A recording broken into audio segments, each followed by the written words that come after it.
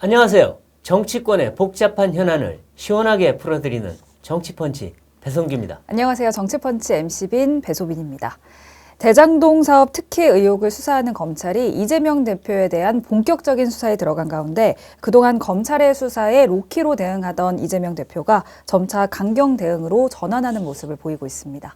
네, 점차 정점을 향해 달려가는 검찰 수사에 대해서 오늘은 법조팀 출입하는 양은경 기자와 함께 얘기 나눠보겠습니다. 안녕하세요. 양 기자. 안녕하세요. 오랜만에 나왔습니다. 네, 오랜만입니다. 요즘 검찰 수사가 아주 급물살을 타고 있는데 매일 새로운 뉴스가 쏟아져 나오고 있습니다.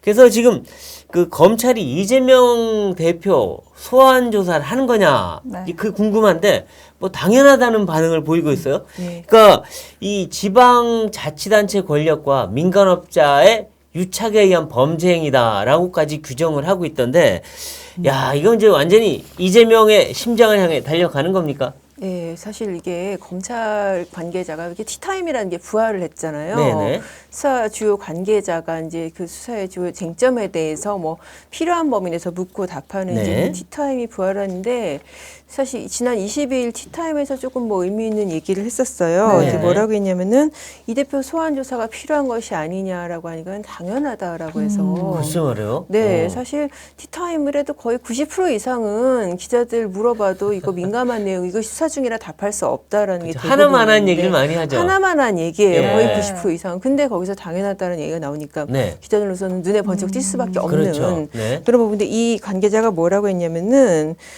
이게 지방 권력과 민간업자의 유착에서 나온 범죄 행위라고 그렇게 그렇죠. 정의를 여기서 했어요. 지방 권력은 네. 바로 성남시장 그렇죠. 아니겠습니까? 성남시장이고. 네. 네.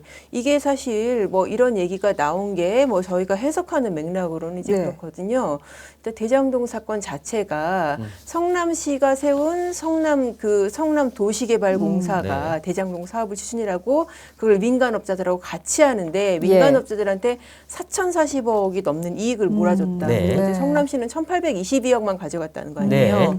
근데 그 과정에서 성남시가 정책적으로 봐주지 않았으면 이게 가능했겠느냐. 그렇죠. 지금 이제 구속 기소된 사람이 김용 전 지금 민주연구원 부원장인데, 네. 성남시 의원이고 이 대표가 핵심 측근으로 꼽은 사람이고, 그렇죠. 또 정진상 실장도 아직 기소 전이긴 한데 구속된데 성남시 정책실장이었고, 그렇죠. 결국 이런 사람들이 이 대표와 같이 해서 네. 이 사건에 민간업자들이 특히 핵심 역할을 한 게 아니냐, 그런 시각이 깔려 있다고 봐요. 그렇죠. 그러니까 이에 대해서 이제 이재명 대표는 그동안 좀 이제 로키로 대응을 했었는데 언제든지 털어봐라. 없는 사건을 만들어서 덮어 씌운다. 검찰이 수사는 안 하고 쇼를 한다. 이런 식으로 지금 반격을 하고 있는 모양새거든요. 네. 좀 어떤 불안함의 표출이라고 볼 수 있을까요? 다분히 그런 측면이 있겠죠. 네. 지금 사실 그렇게 얘기를 한다고 해도 검찰이 거기에 대해서 영향을 받거나 위축되거나 그런 상황 전혀 아니에요. 얼마든지 털어봐라 했지만 털라고 가면 다 막잖아요. 그렇죠. 아이고 당사라고 안 되고 국회라서 안 되고 그래놓고 뭘 털라 그런 거, 자기는 털는 거 막으면서. 이게 굉장히 곤란한 입장인 게, 네. 막는 거 자체가 구속 사유가 된 경우가 있었어요. 대표적으로 이제 김용 부원장 같은 경우에 그때 민주당 의원들이 막아섰잖아요. 그렇죠. 다 막았죠. 그게 이제 다음에 정진상 실장 영장 칠 때 검찰 입장에서 이걸 증거인멸의 사유다 이렇게 적었었거든요. 그렇죠. 그리고 정진상 실장의 컴퓨터도 초기화됐다. 그렇죠. 이것도 증거인멸 아니냐라고 했었죠. 그러니까 어떻게 보면은 강경 대응이 그 자체가 법적으로 굉장히 불리할 수 있는, 특히 이제 외부적인 물리적인 강경 대응, 이거는 어떻게 보면은 당의 힘을 동원해서 검찰의 수사를 방해한다. 이렇게 이제 검찰 입장에서 법원에 어필을 할 수 있는 상황이거든요. 그렇죠. 정 실장 이제 이야기를 좀 해보면은 구속 적부심 신문에서 200여 쪽의 파워포인트 자료를 제시했다고 했는데 어떤 내용인가요? 구속적 부심에서 사실 이제 여러 가지 내용들을 제시를 했으니까 지금도 보도도 많이 나왔었는데, 일단은 제일 핵심적인 부분은 이 사건이 이제 정 실장의 단독 범행이 아니라, 남욱 변호사도 법정에서 얘기했지만은 이재명 시장 측, 그러니까는 어떻게 보면은 그 지방 권력이 아까 그 말씀이니까 좀 권력을 사유화해서 민간업자들을 결탁한 그런 성격을 굉장히 강조를 했죠. 그러니까 두 사람의 관계, 그러니까 김용 실장이라든지 정진상 실장, 김용 부원장, 그리고 이재명 대표와의 그 과거서부터 관계까지 쭉 언급을 한 것으로 이제 저희는 파악을 하고 있거든요. 이를테면 예를 들어서 정진상 실장관이 과거 이제 어떤 운동권이었던 경력에서부터 그렇죠. 뭐 기자를 냈던 경력, 네. 이 대표 기사를 썼던 경력 뭐 이런 것까지 다 언급이 돼 있는 거로 그렇군요. 그렇게 저희는 파악을 네. 하고 있습니다. 근데 이제 이 구속 적부심까지 두 번째 이제 영장 실질 심사랑 구속 적부심까지 두 번 했지만 두 번 다 구속 결정이 되고 네. 신청은 기각됐습니다. 그러니까 네. 그걸 보면 정진상 실장의 혐의가 대부분 소명이 됐다. 그리고 도주나 증거인멸 우려가 있다라고 법원이 판단한 거 아니겠어요? 그렇죠. 사실 이게 구속적부심이라는 게 네. 원래부터도 인용 가능성이 적어요. 왜냐하면은 구속영장 발부된 지 얼마 안 됐는데 그렇죠. 이 영장이 제대로 된 건지 다시 한번 심사해달라고 한다면은 법원은 사실 어지간해서 그걸 뒤집기 쉽지 않거든요. 네. 이례적으로 뒤집혔던 게 얼마 전에 이제 그 서욱 전 그렇죠. 서욱 장관하고 전 장관. 저기 김웅희 해경청장하고 그 사건이요. 그 사건 자체가 좀 정치적인 성격이 있었기 때문에 네. 조금 특이한 경우였었고 예. 웬만하면 뒤집히지 않거든요. 도주 우려 이런 게 없다고 본 측면도 있을 것 같아요. 장관이고 그러니까 뭐 이 사람이 그렇죠. 어디로 도망가겠습니까? 네. 그런데 이 사건은 당연히 뭐 그런 측면이 없다 보니까는 또 예상대로 기각이 된 거죠. 네. 예. 그래서 지금 보면 이 유동규, 남욱 뭐 이런 분들이 나와서 이제 줄줄이 떠들고 있어요. 예. 그것도 다 이재명 대표한테 치명적으로 불리한 얘기들. 근데 이제 김만배 씨도 나왔는데 일단 김만배 씨는 말은 상당히 조심하고 있어요. 아주 말을 아끼는데 다만 김만배 씨도 검찰 진술에서는 이재명 측 지분이 맞다라고 인정했다고 그러거든요. 그건 네. 명확하게 증언을 한 건가요? 증언으로는 아직 안 나왔고요. 네. 그리고 이제 검찰 쪽에서 약간은 이제 이재명 씨 지분이 맞다라고 얘기했다는 취지로 지금 이제 보도가 나오는데 네. 그걸 또 이제 변호인한테 저희가 확인해서 물어보면은 막 그런 의미가 아니고 네. 그냥 형식상 그렇게 얘기한 거다 또 이런 식으로 얘기를 해요. 형식상 그런 얘기는 그렇죠. 뭐고 참. 그래서 이제 네. 이제 중요한 거는 검찰 진술은 사실 요즘은 네. 뭐 본인이 아니라고 하면 이게 법적으로 쓸 수가 없어지니까 예. 그렇죠. 법정 진술이 중요하거든요. 그렇죠. 법정에서 뭐라고 할 것인가. 네. 근데 지금 그 부분이 이제 드러날 게 이번에 금요일 날 예. 김만배 씨 측에서 남욱 씨를 증인 신문을 해요. 예. 그럼 그 와중에서 아마도 네가 내 말을 기초로 해서 뭐 이재명 씨 시장 지분을 얘기했는데 난 그렇게 얘기한 적 없지 않냐라는 그런 질문이 나오지 않을까. 네. 남욱 라는 변호사에게. 네, 그렇죠. 예. 김만배 씨 측에서 측에서 오히려 그런 예상이 조금 나오는 거죠. 네. 근데 김만배 씨 같은 게 저희도 좀 궁금한데 딴 사람들은 다 이재명 측 지분 맞다는데 본인만 아니라고 부인하면 그 이유가 뭘까? 그러니까 혹시나 자기가 이재명 측에 뭐 이 지분을 인정하고 한 거를 하면 그게 죄가 더 커져서 그러는 건지 아니면 아직도 이 이재명 대표 측과 어떤 무슨 모종의 이 뭐랄까 연대감이 있어서 그런 건지 왜 그런 걸까요?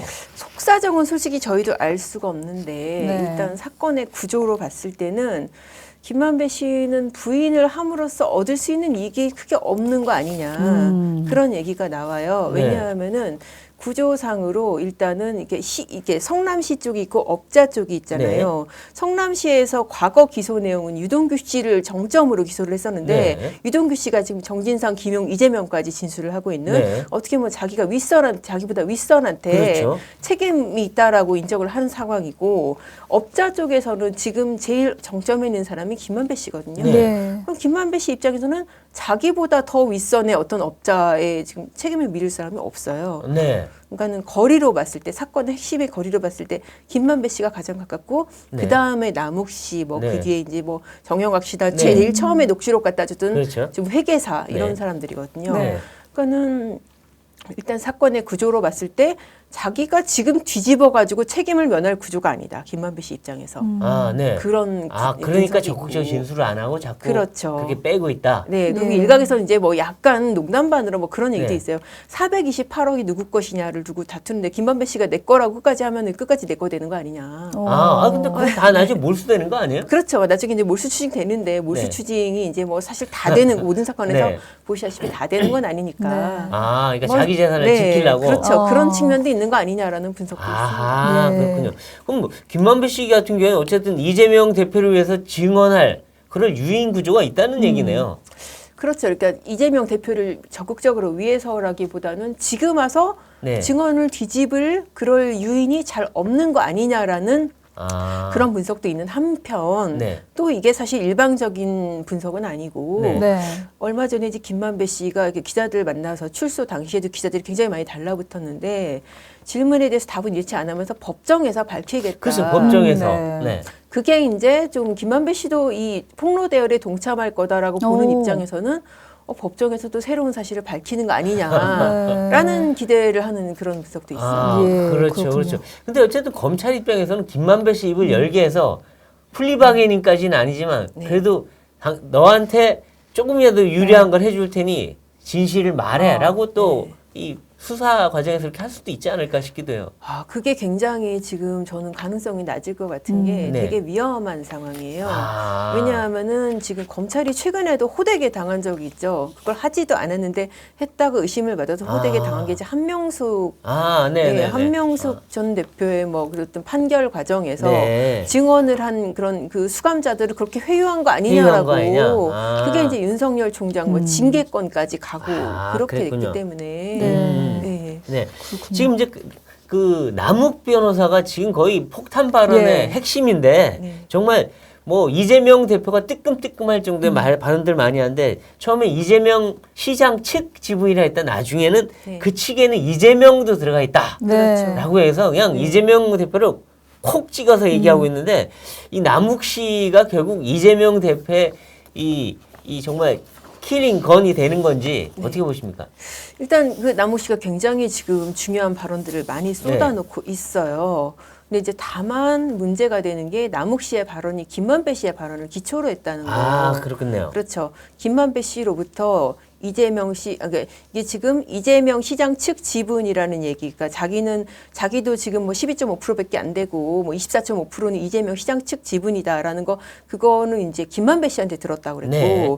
그리고 이 지금 이재명 시장 측 지분에 이재명 시장 본인의 지분도 포함됐다. 이거는 또 이제 유동규 씨한테 들었다고 하고. 그러니까 이런 사건의 핵심에 더 가까이 있는 사람들의 진술을 기반으로 한 것이라서 이런 원 진술자들이 과연 뭐라고 할 것인가 그 부분을 다시 한번 좀 봐야죠. 근데 유동규 씨는 그럼 뭐라고 하는지 처음에 유동규 씨가 나와서 정말 처음 폭탄 발언을 시작했는데 최근에 유동규 씨가 좀 입을 닫고 있어요. 그렇죠. 기자들한테는. 네. 근데 유동규 씨가 맞다 인정하면 되는 거 아니에요? 그냥? 애초에 사실은 그러니까 유동규 씨가 이제 기자들한테 뭐 이런 언론 인터뷰나 이런 걸 하면서부터 사건이 완전히 뒤집어지기 시작을 했죠. 근데 요즘 굉장히 좀 조심을 하는 게 아마도 본인도 재판을 받고 있기 때문에 이게 사실 피고인들이 법정 밖에서 이런저런 얘기를 하는 게 재판 전략상 그렇게 좋은 전략은 아니고 굉장히 위험할 수도 있는 재판부 입장에서는 어떤 장외 플레이를 하는 이 법정 안에서 그러니까 유무죄와 양형을 다퉈야 되는데 자꾸 바깥에서 플레이를 하는 게 사실 좋지 않을 수 있거든요. 그래서 어떻게 보면 남욱 변호사 같은 경우는 상대적으로 법정 증언으로 많은 얘기를 하는 게 본인이 변호사기 때문에 그걸 알기 때문에 그런 게 아닐까 싶어요. 그렇군요. 네, 그래서 이제 결국 검찰 수사가 이 대표를 향할 것이다 이렇게 이제 말씀하시는 분들 많이 있는데 지난 23일에는 이제 김혜경 씨 아내 김혜경 씨의 법인카드 유용 의혹의 공익 신고자를 조사를 했다고 하죠. 어떤 내용이 좀 있었습니까? 일단 그 공익신고자 같은 경우에 원래 이제 뭐 수원이나 이쪽에서 조사를 하던 사건이 법인카드 유용 의혹 같은 경우에 이거를 근데 지금 대장동 사건을 수사하는 중앙지검 반부패 3부에서 조사를 했다는 거죠. 이게 과연 지금 무슨 의미가 있느냐 이제 그게 문제가 되는데 전반적으로 이 대표 쪽의 자금 흐름 그걸 살펴보는 의미가 있는 거죠. 그렇죠. 왜냐하면 최근에 이제 그런 보도도 나왔었잖아요. 이 대표 가족에 대해서도 계좌 영장을 발부받아서 추적 중이다. 그러면서 이 보도가 같이 나왔었거든요. 이 사람이 이제 왜 의미가 있냐면은 왜 배소연 씨하고 주고받은 텔레그램 메시지 여러 개 있는데 그 중에서 이제 현금 심부름을 하는 그런 암시가 있는 그런 메시지가 있어요. 뭐 순회동 집에서 이제 현금을 가져가서 이제 어디 뭐 다른데 전달하는 그런 내용을 담은 부분이 있기 때문에 그 부분과 관련해서 이제 혹시 이 돈이 지금 뭐 대장동 일당의 돈과 관련이 있는 것이 아닌가 이제 이 관련성을 캔다고 보는 거죠. 그렇죠. 그러니까 그게 김용 씨가 받았다는 8억 원 그런 돈들이 일로 간 거 아니냐 또는 정진상 씨가 받았다는 돈이 여기로 간 거 아니냐 이렇게 보고 있는 거죠. 혹시라도. 관련성을 캐고 있는 거죠. 네네. 근데 이 돈을 보면 좀 뭐 이재명 대표는 여기에 대해서 이게 모친상 받았 당했을 때 받은 네. 부조금이다. 아, 예. 뭐 아니면 미리 빼놓은 돈이다. 이렇게 그렇죠. 하는데 모친상은 2년 전이었는데 그 돈을 아직도 갖고 있었느냐? 모친상 때 돈 안 네. 받는 조의금 뭐 조화 뭐 이런 거 안 받는다고 했는데 받은 거냐? 이런 또 논란도 있어요, 분명히. 그렇죠. 사실 이게 일단은 집에서 현금이 발견이 됐으면은 네. 물론 이제 유죄 입증은 검찰이 하는 게 맞는데 네. 집에서 거액의 현금이 있다는 것 자체가 약간 좀 수상한 상황이잖아요. 그렇죠. 그럼 본인이 그것을 이제 이게 범죄하고 전혀 관계 없다고 본인이 어떻게 보면 입증을 해야 되는 이제 그런 상황인데 말씀하신 네. 대로 본인의 해명하고도 좀 안 맞는단 말이죠. 객관적인 네. 상황들이. 네. 그렇게 되면 검찰로서는 이게 더 좀 의심을 가지고 추적할 수 그렇죠. 있는 거죠. 근데 이 정치인들은 집에 돈이 많아요. 농내 의원은 3억 원이나 돈다발이 네. 있고, 네. 뭐 여기도 1억에서 2억, 1억 5천인지 하여튼 그 돈이 있다는데, 그래서 우리 집에는 100만 원도 없는데. 아니 돈이 있어도 요즘 같은 고금리 시대에 그렇죠. 몰라요. 뭐 애들 용돈 받은 거 다 합치면 100만 원이 안 될 것 같은데 네. 어떻게 이렇게 많은 돈을 쟁여두고 계실까? 그렇죠. 그게 좀 몰라요. 뭐 정치인들이니까 뭐 네. 그래서 대선 때 쓰신 건지 뭔지 모르지만 네. 하여튼 의심이 가긴 가요. 그런 네. 측면에서. 근데 이 이재명 대표뿐만 아니라 가족들 것까지 다 본다는 건 뭔가 돈의 저수지를 찾는 건가요? 지금 이게? 그런 과정이라고 봐야겠죠. 네. 어딘가 숨겨진 저수지가 있는 거 아닌가? 네, 그런 측면에서 네. 여러 가지 계좌 추적도 하고 할 텐데 뭐 계좌 추적에서 뭐가 나올 수도 있고 안 나올 수도 있는데 네. 안 나오는 경우라고 하더라도 이를테면은 네. 어제 이제 엊그제 재판에서 그런 얘기가 나왔었거든요. 그러니까 단체 소유 총유라는 법률 아, 용어가 총유. 네, 아, 총유. 어려운 말인데. 그렇죠. 총유. 네. 그거를 이제 물어봤어요. 네. 그러니까는 저희 지금 유동규 쪽의 변호사가 이게 만약에 지금 뭐 총유, 그러니까 그 돈의 소유가 이 시장 측 지분을 총유라고 한다면은 그 총유는 단체 소유인데 단체의 목적이 뭐냐라고 하니까 네. 그 남 변호사가 4번의 선거가 있었다고 얘기를 한 네, 거죠. 네. 그러니까 뭐 저기 성남시장 재선도 있고 지방선거도 있고 대선 경선도 있고 뭐 이런 네, 식으로. 그렇죠. 네, 거기다가 이 대표의 노후 자금까지 그렇게 얘기가 나왔던 상황이에요. 그리고 총유라고 한다면은 소유 명의가 반드시 개인일 필요가 없는 거잖아요. 아, 그렇죠. 누구의 네. 명의로든 해놓고 그렇죠. 다 전체적인 목적으로 네네네. 우리 전체가 그렇죠. 정치 공동체가 쓰는 돈이다. 네, 예, 예. 아, 그게 결국에는 정치 자금이자 선거 자금 저수지네요. 그게. 그렇죠. 그러니까 저수지가 반드시 개인 명의, 가족 명의일 필요는 없는 그렇죠. 거기 때문에 그래서 일각에서는 정진상 실장 또는 그 주변인들 이름으로 돼 있는 거 아니냐 이런 얘기도 해요. 왜냐하면 정 실장이 지금까지 단 한 번도 재산 신고나 등록하는 자리 한 번도 없었거든요. 그렇죠. 네. 왜 그랬을까? 어. 그 핵심이 네. 왜 1급, 2급, 3급, 4급을 안 하고 꼭 5급, 6급만 했을까? 그러니까요. 사실 공직자는 일정 급수 이상 되면 다 재산 재산 신고해야 등록을 되고 하게 돼 있어요. 재산 등록해야 되고 그러는데 그 정말 뭐 등록 안 하는 자리, 그 심지어 그 정말 해당 기관의 공무원들조차도 얼굴을 본 적이 없다고 할 정도로 비밀의 굉장히- 방에서 결제를 하고. 그렇죠. 비밀스러운 자리에 가 있는데 근데 5급, 6급이에요. 근데 네. 모든 서류 결제는 이제 정신상이 딱 돼 있어. 네. 어떻게 5급, 6급짜리가 그 결제를 다 합니까? 그 이 국장들이 그 사람한테 가서 결제 받아야 돼요. 그렇죠. 아니 이 사건의 폭로 계기 중에 하나가 네. 유동규 씨가 굉장히 이제 화가 난 포인트가 있었잖아요. 네, 네. 그러니까 나는 뭐 이렇게 뭐 경기관광공사 사장도 하고 나 높은 직급이라고 해서 네. 정진상하고 김용한테 술도 많이 샀는데 네. 알고 보니까 지금 내 재산은 지금 검찰이 탈탈 털어도 3천만 원밖에 없다는 거 아니에요? 글쎄 말이에요. 근데 뭐 정진상, 김용은 뭐 여의도에 각각 아파트를 사고 뭐 어떤 그렇죠. 대장동에 아파트가 네. 있고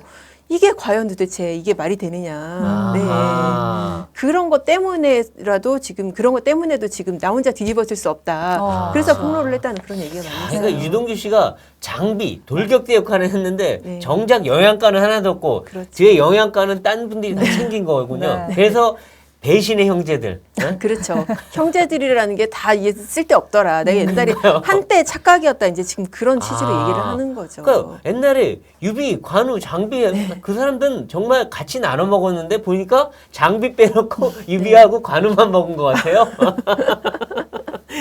장비가 얼마나 화가 났겠습니까? 그러니까 지금. 장비가 얼마나 화가 났겠습니까? 네. 네. 정치펀치 시청자 여러분, 저희 조선일보가 이번에 새로 신문 구독을 신청해 주시는 분들을 상대로 이벤트를 진행합니다. 네, 아래 번호로 연락 주셔서 배성규 배소빈의 정치펀치를 보고 구독 신청한다고 말씀해 주시면 2023년 벽걸이 달력을 드립니다. 기존 구독자분들께서는 조선 멤버스를 통해서 2023년 벽걸이 달력 증정 이벤트를 진행하고 있으니까요. 많은 관심 부탁드립니다. 네, 대한민국 1등 신문 조선일보 많이 구독 신청해 주시고 신년 달력도 받아가세요. 그리고 그래서 이제 지금 이 세 사람의 이 형제들의 불화, 이것이 어떻게 보면 이재명 대표의 이 심장에 칼을 꽂는 하나의 그 수단이 되지 않을까라는 네. 생각이 드는데, 결국 이제 유동규와 정진상, 김용은 이제 더 이상 같이 갈 수 없는 그런 관계가 돼버린 거죠. 그렇죠. 사실 어떻게 보면은 지금 지금 정진상, 김용 한 사람은 구속 기소됐고 네. 한 사람은 기소 앞두고 있는데 네. 그게 가능했던 이유가 그것이 유동규 씨 진술 때문이잖아요. 그렇죠. 그러니까 뭐 돌아갈 수 없는 강을 건넌 거죠 이미. 네. 네, 검찰이 사실 수사를 하고 있는 그 이재명 대표 관련 수사가 많지 않습니까? 성남 네. FC도 있고 대장동도 있고 뭐 쌍방울 그룹도 있고 가장 중요한 수사는 앞으로 뭐가 될 거라고 보시나요? 일단은 지금 뭐 다 낱낱이 다 중요하긴 한데 지금 뭐 국민적인 관심도나 주목도나 자금의 규모나 제일 중요한 거는 대장동 네. 수사가 물론 되겠죠. 그렇죠. 네. 네. 근데 지금 다른 것들도 이 성남 FC 같은 경우에는 거의 이게 그냥 법적으로 거의 유죄 확정이다 이런 얘기를 하는 그 법조인들이 많아요. 이거는 예. 뭐 빼도 박도 못해요. 다른 단체장도 그런 거 갖고 다 유죄가 나왔기 때문에 이건 유죄다라고 하는데 어떻게 보십니까? 이게 이제 그런 얘기가 나오는 이유가 일단 돈의 흐름이 나와 있잖아요. 그렇죠. 네. 그러니까 성남 FC가 지금 정말 뭐 엄청난 후원금을 받았고 그리고 이제 제3자 뇌물죄라는 게 자기가 아니고 제3자가 돈을 받고 대신에 부정한 청탁이 끼어 있는 경우거든요. 그렇죠. 근데 이제 두산그룹 같은 경우에 어떤 그 병원 부지를 갖다가 그렇죠. 인허가. 빌딩 그러니까 인허가 그러니까 상업 용지로 바꿔주는 바꿔준 거죠. 그런 민원 사항이 있었다라고 어떤 법적인 얼개가 만들어지다 그렇죠. 보니까 이 사안은 굉장히 가능성이 높다라고 지금 보는 거죠. 그렇죠. 그리고 이 선거법 같은 게 거짓말이다 했는데 네. 사실 이재명 대표가 그 김문기 씨를 모른다고 한 거에 대해서 알 수밖에 없는 증거들을 검찰이 쫙 해놨어요. 그렇죠. 거기다가 또 백현동도 아니 압박한 적이 협박한 적이 없는데 협박받았다 해서 그것도 증거가 딱 있다. 그러니까 거짓말도 거의 빼도 박도 못한다 이런 얘기인데 그건 어떻게 돼가고 있습니까? 그건 재판이 시작이 됐어요. 네. 그러니까 이 대표 본인이 나오는 단계는 아직 아닌데 네. 공판 준비라고 네. 그 이제 당사자 빼고 뭐 변호사, 검사, 판사가 모여서 쟁점 정리하는 게 이제 네. 2번 진행이 됐거든요. 결국은 사실 이 사건은 양형에 굉장히 좀 문제가 될 것 같아요. 왜냐하면은 그렇죠. 벌금 100만 원 이상이 나오게 되면은 네. 이 대표 개인뿐만 아니라 소속 정당이 지금 네. 대선 그러니까 지원금을 다 토해내야 되는 그렇죠. 434억을 토해내야 되는 그런 상황이 되기 때문에 그렇죠. 네. 근데 이재명 대표가 전에도 이 네. 거짓말 이것 때문에 대법원까지 갔는데 그때는 권순일이라는 아주 큰 우군이 있었어요. 그렇죠. 근데 지금은 있는지 모르겠고 또 그때는 변호사들이 뭐 짱짱한 변호사들이 수십 명이 쫙 있었는데 네. 이번에는 그렇게 변호사를 쓰기가 힘들다라는 얘기가 있어요. 쌍방울이 걸렸기 때문에. 네. 그래서 이제 이번엔 정말 빠져나올 수 있겠느냐 하는데 어떻게 보십니까? 일단은 지금 하고 있는 변호인들도 뭐 어떤 그러니까 정치적으로 규합한 사람들도 있지만은 네. 법적으로도 뭐 실력 있는 사람들도 있는 걸로 알고 있어요. 네. 다만 기세가 그때랑은 좀 다르겠죠. 그렇죠. 그때는 뭐 대선 앞두고 있고 유력한 주자였고 네. 여기저기서 이제 우군들이 많을 수밖에 없는 상황이었는데 네. 지금은 사실 그렇게 뭐 당 차원에서도 이게 다 우리가 다 달려서 도와줘야 되냐 그런 얘기들도 많이 나오잖아요. 그렇죠. 네. 이제는. 근데 이제 쌍방울권 얘기가 나와서 그런데 쌍방울과 관련된 쌍방울의 자금 흐름을 잘 알던 그 간부가 한국으로 들어오겠다라고 얘기했다는데 그 사람이 들어오면 쌍방울권도 아주 급물살 탈 거다 이런 얘기가 있어요. 어떻게 네. 돼가고 있습니까? 쌍방울은 정말 핵심 관계자들이 김성태 회장을 비롯해서 네. 안 들어오고 있으니까 그러니까요. 계속 제자리로 뭐 말만 나오지 진행이 되는 게 없는 상황이에요. 유동규가 이게. 없어요. 그 사건에 그렇죠. 지금. 네. 누구라도 들어와서 진술을 해야 되는 상황. 네. 안 그러면은 계속 옛날에 김성태가 뭐 어땠대더라, 뭐 뭘 그렇죠, 시켜 그렇죠. 먹었대더라 이런 거밖에 나올 수가 없는 상황이라서 아하. 들어오면은 좀 상황이 네. 달라지겠죠. 근데 예. 어쨌든 쌍방울권은 누군가 들어오기만 하면 이것도 크게 아주 크게 문제가 될 거라고 하더라고요. 지금 뭐 변호사비 대납뿐만 아니라 쌍방울의 주가 조작, 그다음에 대북 사업, 대북 사업 뭐 코인 굉장히 뭐 크죠. 별게 다 나오잖아요, 네, 지금. 예. 만약에 이게 대북 사업이 정말 본격적으로 조사가 돼서 네. 뭔가 문제가 될 만한 게 나온다면 이거는 정말 어떻게 보면 대장동보다 더 파급력 있는 사안이 될 수 그렇죠. 있죠. 그래서 문재인 정권까지도 불똥이 네. 튈 수 있는 그런 상황이 될 수 있는데 네. 그리고 이제 이 그 정말 좀 큰 것 중에 하나가 될 수 있는 게 권순일 전 네. 대법관 문제인데 이건 수사를 안 하는 건가요? 못 하는 건가요? 왜냐면 아니 이 김만배라는 사람이 대법원을 8번인가 찾아가서 이발소라고 말은 했지만 권순일이라는 사람 만났는데 네. 그리고 이상한 판결이 나왔고 이건 그렇죠. 정말 좀 조사 안 하나요, 검찰이? 당연히 할 텐데 지금 우리가 대장동 사건이 덩어리가 크잖아요. 네. 그러니까 수사에 여러 줄기가 있어요. 지금 네. 같은 경우에는 이재명 대표의 배임 의혹, 그러니까는 네. 성남시의 주요 의사 결정 과정에서 이재명 당시 시장의 역할, 그리고 자금의 흐름 그 부분을 볼 거고 네. 이게 어느 정도 조금 해소가 되고 난 뒤에야 아마 권순일 부분은 이제 또 다른 부분이잖아요. 그렇죠. 이거는 사법농단하고 굉장히 그렇죠. 중대한 사법농단하고 한마디로 이게 사실이라면은 거의 대법관 전체가 그렇죠. 폭파당하는 일이에요. 이게. 이거는 재판거래도 이런 재판거래가 없는 그렇죠. 상황인데. 옛날 박근혜 때 재판거래는 거래도 아니에요. 그렇죠. 그거는. 네. 뭐 그거야 상고법원이야. 그 누구의 개인 이익은 그렇죠. 아니잖아요. 네. 그리고 뭐 충분히 형사사법적으로 생각할 볼 수 있는 사안이고. 근데 그렇죠. 그거를 사법 재판 거래 뭐 농단이 사법농단이라고 했는데 그건 웃기는 얘기고 여기 이거야말로 정말 네. 재판 거래가 될 수 있는 그러니까 거죠. 법조계에서도 이게 만약에 이 의혹이 사실이라면 정말 대법원 문 닫아야 될 정도로 그렇죠. 김명수 중대한- 대법원이 큰일 그렇죠. 날 일이죠. 중대한 사안으로 보기 때문에 검찰 입장에서도 굉장히 신중하고 네. 조심스럽게 접근을 해야 될 사안인 그렇죠, 거예요. 그렇죠. 그렇긴 네. 합니다. 물론 이게 진실이라고 하는 게 아니라 그런 가능성이 있다면이라는 얘기고요. 근데 이제 궁금한 게 이재명 대표 언제쯤 소환할까요? 그게 이제 사실 저희도 이제 관심이 어디서 물 먹지 않은 물 먹으면 안 되는 사안. 예, 이제 네. 11월은 힘들 것 같고 네. 12월에 네. 야 아니면 1월이냐 뭐 네. 다들 막 궁금해하는데 뭐 아무래도 이제 국회 의사 일정하고 연결을 아, 시켜서 생각할 수밖에 없지 그렇죠. 않을까. 회기 중에 야당 대표를 갖다가 뭐 소환을 하기는 네. 조금 검찰도 부담스럽지 않겠냐. 예. 그런 관측도 나오고 있는데 네. 또 이제 무슨 좌고면하지 않고 나오는 대로 하겠다라고 한다면은 네. 하기가 하기야 길어질 또 수 있다. 네. 하기야 또 이 회기 중에 한번 소환장을 딱 던져보면은 네. 민주당이 난리가 날 거 아니에요. 뭐 체포동의안 안 된다, 뭐 어쩌다 자중질환이 일어날 수도 있어서 한번 떠볼 수도 있을 것 같긴 한데, 네. 근데 어쨌든 지금 국회 회기가 어떻게 될 거냐. 원래대로라면 야 여야가 싸우느라고 연말까지 갈 거다 했는데 지금 야당은 국정조사를 하려면 빨리 회기를 그러니까 뭐죠? 그 예산을 빨리 통과시켜 줘야 되거든요. 그러면서 또 빨리 끝날 수도 있지 않을까 하는 네. 생각도 들고 여러 가지 가능성이 보이긴 하네요. 근데 정말 이재명 대표를 소환해서 구속시킬 결심을 네. 검찰이 한 건가요? 구속시킬 결심이라는 거는 일단 뭐 검찰의 네. 입장에서 보자면은 나오는 대로 담백하게 하겠다 뭐 그런 어. 입장일 거고 당사자 소환은 사실 최종 단계예요. 이게 예. 처분을 앞두고 어떻게 뭐 확인적 차원에서 지금 와서 이 대표 소환한다 그래서 뭐 그 혐의 사실을 다 인정할 건 아니니까 네. 모든 조사를 다 마무리를 해놓고 최종적으로 확인 단계에서 부르는 거라고 보시면 될 것 같고요. 그럼, 네. 사실 지금 중요한 부분이 정진상, 김용 이 사람들은 아직까지 이제 뭐 태도 변화가 없고 뭐 누구는 진술 거부하고 이제 네, 그런 그렇죠. 상황이라서 그러면은 누구의 어떤 진술에 기반해서 검찰이 이제 사실을 다져놓고 부를 것인가. 근데 네. 다만 이제 검찰이 지금 뭐 어떤 유동규 씨, 남욱 씨가 뭐 여러 가지 폭로를 하고 있지만은 그거 말고도 굉장히 뭐 기초 조사가 많이 된 것으로 그렇게 그렇죠. 여러 가지 정황 하게 조사가 되고 돼 있어요. 있겠죠. 예. 네네. 그리고 이제 지금 뭐 좀 재밌는 사건 하나가 지금 뭐 이 더 탐사라는 곳이 한동훈 장관의 집을 찾아가서 생중계를 했죠. 생중계를 했죠. 막 네. 뭐 눌러보고 뭐 예. 또 도락을 눌러서 뭐 해보고 하는데 이거는 이 사람들 좀 이상한 거 아니에요?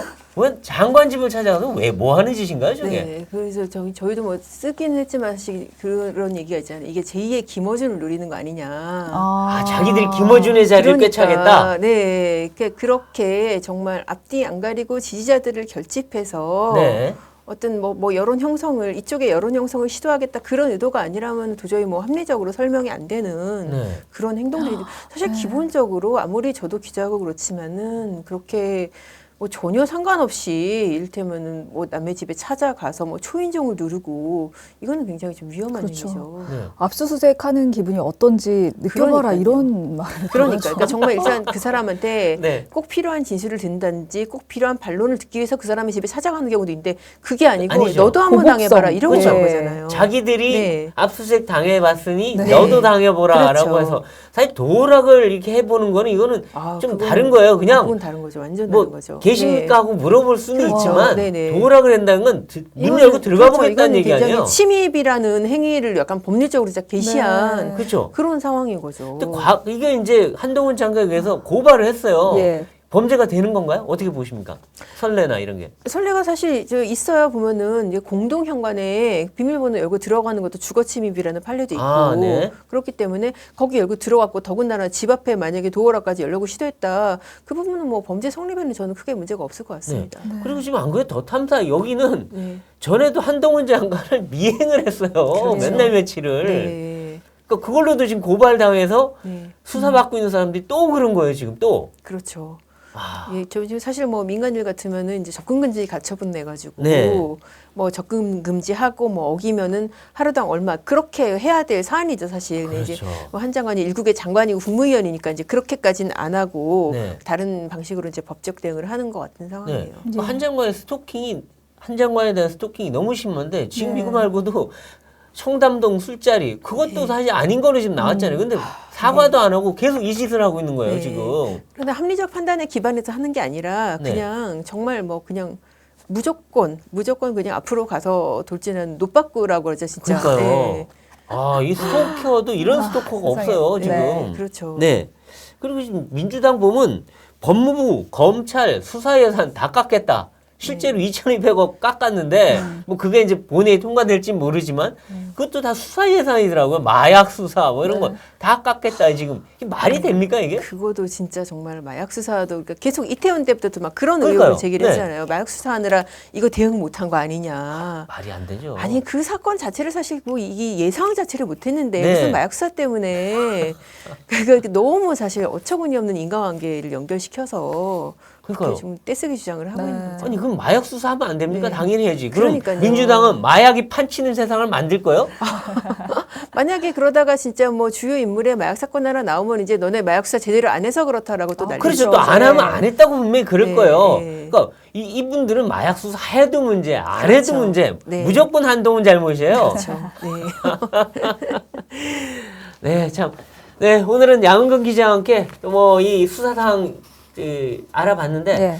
야, 이제 정말로 이재명 대표의 심장을 향해서 검찰의 칼날이 날아가고 있는데, 언제 이재명 대표에 대한 소환이 이루어질지 상당히 궁금해지는 상황입니다. 네, 정치펀치 많은 분들이 시청해주고 계시는데요. 저희 조선일보도 함께 구독하시면 더 많은 소식, 더 자세한 소식을 함께 보실 수 있으니까요. 1577-8585번으로 전화해 주셔서 정치펀치를 보고 구독 신청한다 이렇게 말씀해 주시면 좋을 것 같습니다. 정치펀치 저희는 다음 이 시간에 더 화끈한 펀치로 돌아오도록 하겠습니다. 고맙습니다.